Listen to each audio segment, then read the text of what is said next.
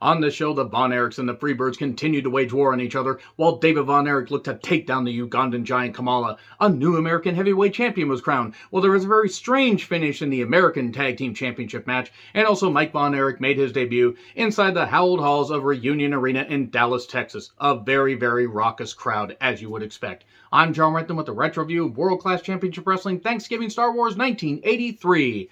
And this was a peak time for World Class Championship Wrestling, and it was also going to shift a bit once they got into the early part of 1984. For a little bit of history, David Von Erich would not even make it 3 more months after this before he tragically passed away in Japan.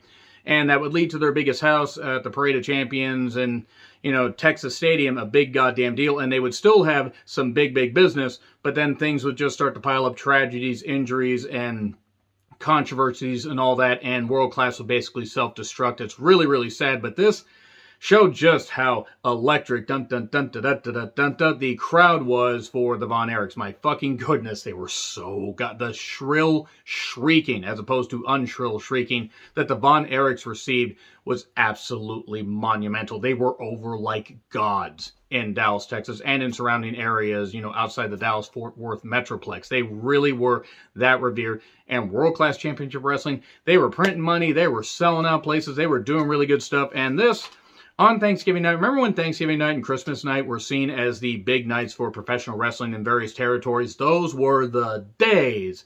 So, this is from Classic Wrestling Stuff on YouTube. I felt the need to plug them. They have some really good stuff there. And while some of this stuff is hodgepodge from, certain tapes and everything, master tapes, so it's as close to a full event as you're going to get. There is one match cut, but Bill Mercer welcomes us. Bill Mercer, very underappreciated wrestling commentator. Really just lent that sports, caster feel to it. Treating it like a sport, treating it, as professional as possible, getting fired up, while also easing back and letting the wrestlers tell the story in the ring, while adding just a few tidbits. Mark Lawrence welcomed Ralph Pulley, who sung the national anthem a cappella, didn't actually sing it all that bad. We then got Johnny Mantell, Mike Reed, and Jose Lothario in the twilight of his career. Taking on Boris Zurkov, who was Boris Zukov, Black Gordman, and Tonga John. Tonga John would later be known as the Barbarian. With so much hair in this, the Barbarian, if you will. I really work hard on these puns. Please laugh. It's my only source. I'm kidding. It's just kind of goofy to make these Barbarian puns. Man, don't get a wild Barbarian up your ass. Okay, I'm done with that.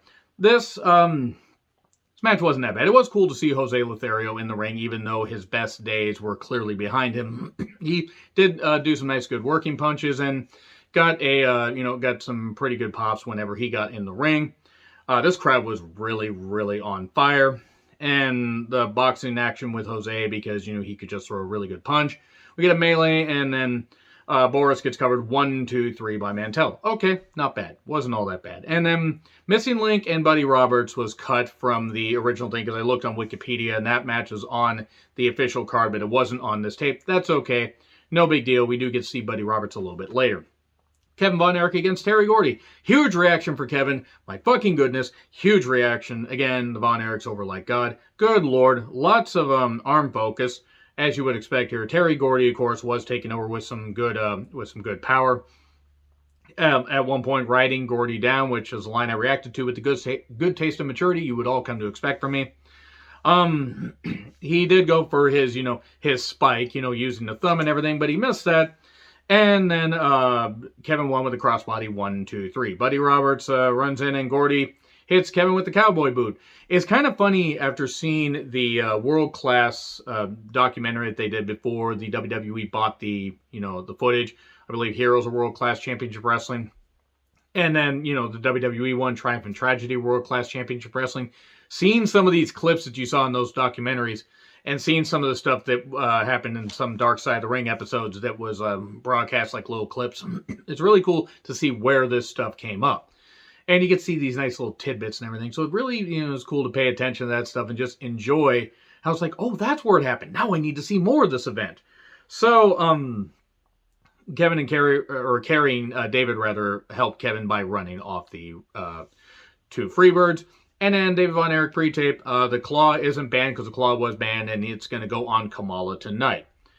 really is, you have to wonder how David Von Erich's career, his life would have gone had he not passed away in Japan. Had he gotten that condition addressed, gastroenteritis or something like that. Had he gotten that addressed, he might have been a new NWA champion. Hard to tell. But still, he had a world of potential and a lot, like he was really, really growing, and he could at least been a big star for another 10 years had that not happened. So, he's taking on Kamala, and it was for the World Class Championship Wrestling Texas Championship. And obviously, you weren't going to get a technical classic out of in any Kamala match, but you were going to get Kamala, who's probably one of the best at being a monster gimmick. David was bleeding. We had claw action. Friday, who was the handler for Kamala, and Akbar got in, caused a DQ. And Kerry comes to help, and he slams Kamala to a pop. And there we go. That's good. Nice way to do it. You protect Kamala, but he gets a slam, and then Kerry and Kamala can have their little feud. And pre-tape with the Von Erichs, it's Mike's debut coming up. Mark Lawrence introduces Sam Muchnick and Bill Bing Devine, who is the St. Louis Cardinals president. Okay. Mike Von Erich took on Skandar Akbar. This was Mike Von Erich's debut match. Mike Von Erich should have never been in the ring. I understand why. He maybe felt the need to get in there. It wasn't good. He was, and everybody has to start somewhere, so you don't expect somebody's debut match to be great, but you could tell it just wasn't good. He eventually got a roll up on Akbar 1, 2, 3, and because Akbar obviously was going to be the guy to go against the Von Erichs, and was going to he would be the perfect guy for Mike to beat. But it just wasn't really good. It really, God. And then aftermath, we get some whipping and everything, and Mike looked lost, and he didn't really look all that good afterwards. Then we get, and I mean, I feel bad because then he ended up suffering a shoulder injury and tragically took his own life about a year and a half later. It's just really, really sad. Super Destroyers, Bill and Scott Irwin. Scott Irwin died of, I believe, brain cancer, if I recall correctly. Very, very tragic. They took on. They were defending the world class or the Texas Heavyweight or the American Tag Team Championships. I think they had a lot of different tag team titles and stuff and everything when they were aligned with the NWA and whatever. Is kind of confusing for somebody that just is on the outside looking in. They took on Junkyard Dog and Iceman King Parsons. We are family. Oh my God! Look at JYD. He was on so much coke and oh God, he was. This was. I mean. It wasn't as bad as it would get in 84, and especially 85, but my goodness. JYD couldn't really do a lot, but what he could do is, what he could do, he did really well, and he did a lot of good antics, and he could use some good power, but a lot of people had to lead him because he was not a natural at it. He just had that physical charisma where you had to watch him, and him and Hayes had a great feud in Mid-South. And he sold out he helped boost the box office of a lot of other territories when he would show up, like in Houston. But my goodness, Parson got taken to the back after being busted open, and JYD was left alone. It did a really lame bump against the ropes. I mean, just kind of timbered over. And then Iceman comes back down like a minute later and causes a DQ by running in and attacking the heels. Okay, bit weird. And then Akbar is sent in, and this was the famous clip where Akbar set fire to Iceman King Parsons' face, which was something I go, oh, that's where that came from.